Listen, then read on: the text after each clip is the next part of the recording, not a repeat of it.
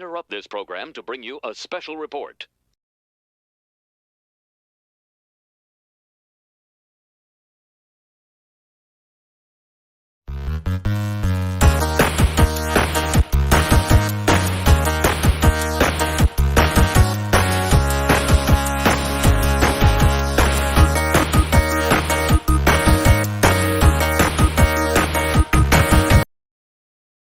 And now back to your regularly scheduled program.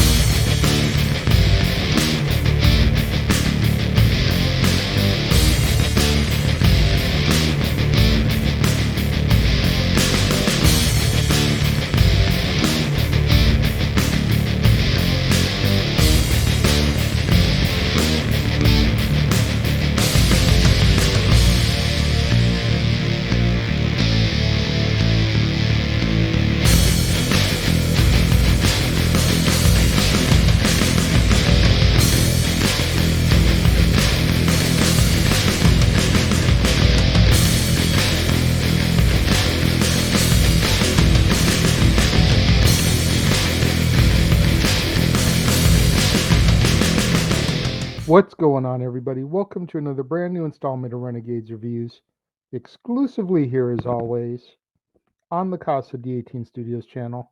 I, of course, am your host, the Renegade JJ Williams, and today it's New Release Saturday, and I'm going to be discussing the brand new motion picture White Elephant, starring Michael Rooker, Bruce Willis, John Malkovich, and Olga Kurylenko.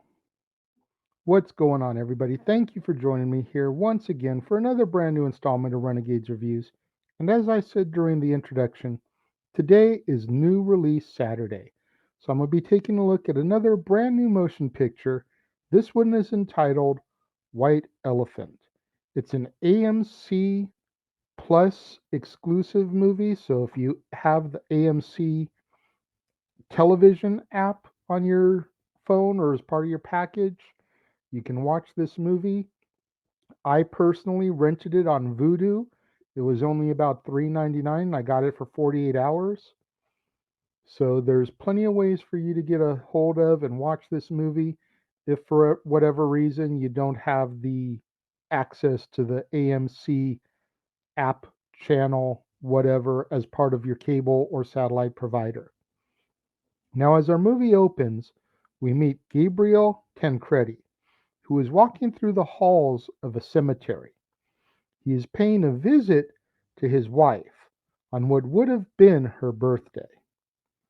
Afterwards, Gabriel goes to meet with Glenn Follett, who has a mission for Gabriel to carry out. We are then introduced to Carlos Garcia, who has been sent to assassinate Luis Velasquez. After killing Luis and all of his associates, Carlos places a bomb into Luis's place and blows up all of the evidence. Meanwhile, Vanessa Flynn and her partner Koscheck are staking Luis's place out, and they witness the bomb going off. After completing the successful murder, Gabriel and Carlos go to their boss, Arnold Solomon. And Carlos confesses to Arnold that there may have been a couple of eyewitnesses. So Arnold gives his men 48 hours to rectify the situation. Gabriel and Glenn meet once again after the mission has been carried out, and Gabriel delivers a briefcase of money to Glenn. A little while later, Gabriel and Carlos see Koscheck arrive at his home, where Carlos executes him. Gabriel and Carlos then clean up the mess and bury the body inside of suitcases in an abandoned field. That night, Carlos takes a team to Vanessa's house in order to kill her. However, Vanessa is able to pick off each member of the team except for Carlos.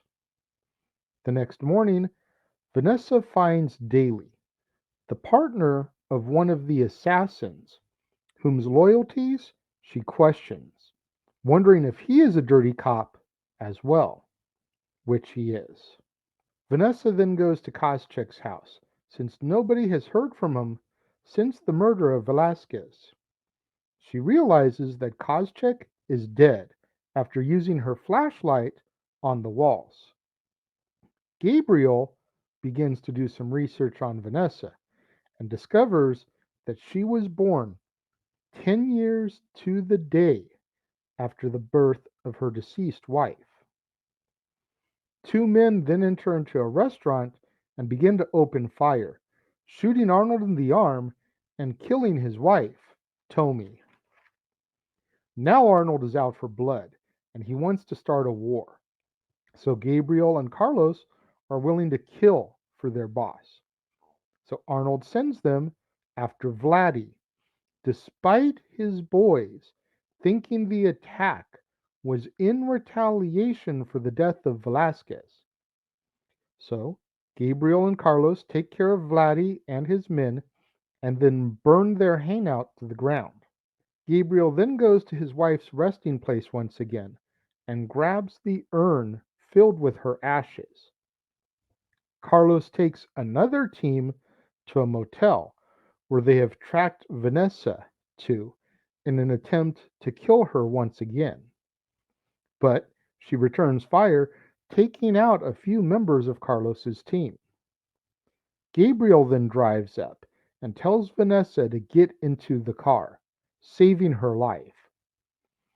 Carlos calls Gabriel pissed and orders him to bring Vanessa back, but Gabriel refuses. When Arnold contacts Gabriel, Gabriel tenders his resignation, informing him that he refuses to surrender Vanessa.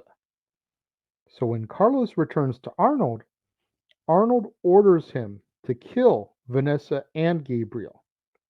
Well, Carlos is hesitant since Gabriel was his partner and pretty much trained him. But Arnold tells Carlos to make a choice. When some of Arnold's men show up at Gabriel's house, he and Vanessa gun them all down. However, the next morning, a motorcade of vehicles full of Arnold's men show up to address the situation. Carlos is given 5 minutes alone to attempt to handle things peacefully. But when Carlos gets arrogant, Gabriel is able to shoot and kill him. The remaining men outside then begin to open fire, while Vanessa and Gabriel retaliate, defending themselves successfully. Now, while the gunfight is happening at Gabriel's home, a man comes into Arnold's office and kills him, point blank, in retaliation for the Velasquez murder. Once the gunfight is over, Vanessa and Gabriel are left standing. And Gabriel wanders off into the woods, dumps his wife's ashes out of the urn, and walks off as our movie comes to its close. This was an interesting movie to try to watch and process. I didn't really know what I was getting into at first. All I knew was the cast. You had Michael Rooker, Bruce Willis, and John Malkovich. I was sold right there. And then you had Olga Kurylenko, who played Taskmaster in Black Widow. Okay, give this a try. And I feel like they had a decent story here. I feel like they had a decent premise. I just feel like it lacked some of the heart to it. You know, we don't really get a logistical explanation as to why Gabriel tenders his resignation after discovering that Vanessa was born 10 years to the day after his wife's birth. Like, what's the connection here, aside from the fact that they share a birth date? There should be a little bit more to it, you know. To kind of compare and contrast here, last week we talked about Good Morning, and I said that the heart was in the right place, but everything else was poorly executed. In contrast, this one I feel had a good story going for it. It just lacked the heart. If you took the heart that was in Good Morning, the one part that they had right, and were able to transfer that into this, I think this would be a great movie. Now, that being said, if you're fans of John Malkovich, Bruce Willis, or Michael Rooker, by all means, at least give this a rental and check it out, because Michael Rooker, you could not take your eyes off. He was the star of this movie. And it's so good to finally see him kind of getting some of his just due after all the years that he's put into Hollywood. You figure it took his role of Yondu in the Guardians of the Galaxy franchise for him to finally get that turn and that respect that he has long deserved. And now he's the star in this, with Bruce Willis and John Malkovich listed underneath him. Underneath him. I'm going to say it one more time. Underneath him. That just goes to show where Michael Rooker is in his career at this point. So, again, I highly recommend that you give this movie a look if you're fans of any of these people, because it was worth the rental, and we'll just leave it at that.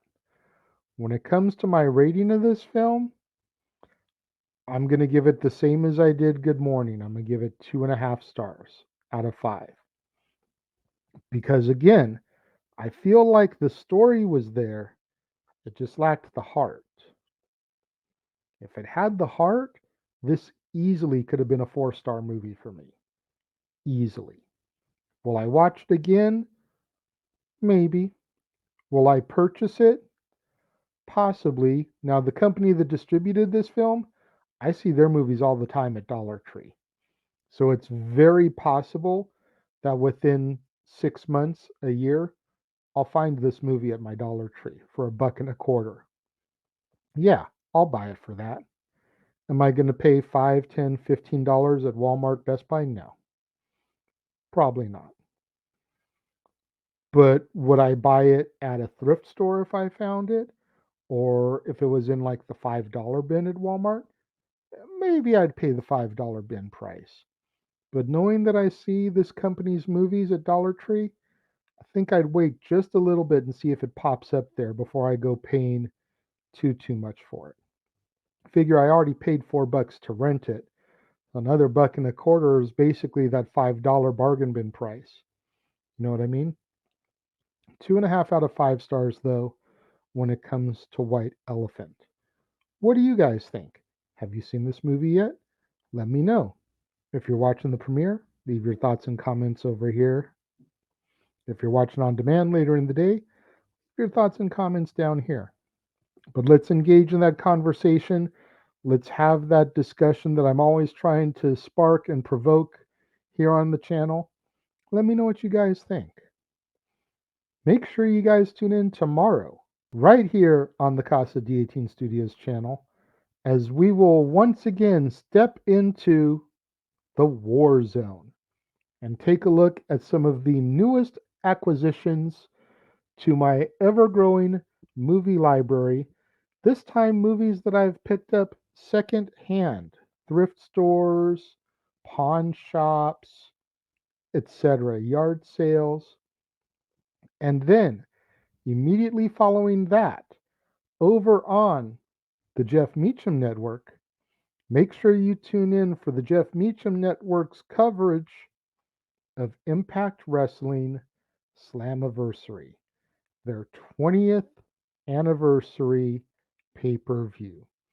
Lots of stuff's going to be going on.